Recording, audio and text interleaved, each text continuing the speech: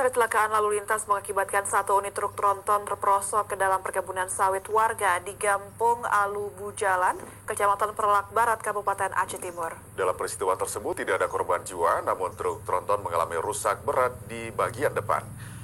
Menurut keterangan Kasat Lantas Polres Aceh Timur, Ibtu Ritian Handayani mengatakan kejadian tersebut terjadi akibat supir mengantuk saat mengemudi truk.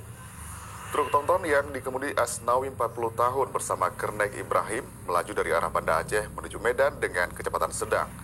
Setiba di TKP diduga pengemudi truk mengantuk sehingga hilang kendali dan truk melaju ke kiri jalan hingga terbalik di kebun sawit warga. Namun dalam peristiwa tersebut tidak ada korban jiwa akibat kecelakaan. Korban mengalami kerugian sekitar 10 juta rupiah.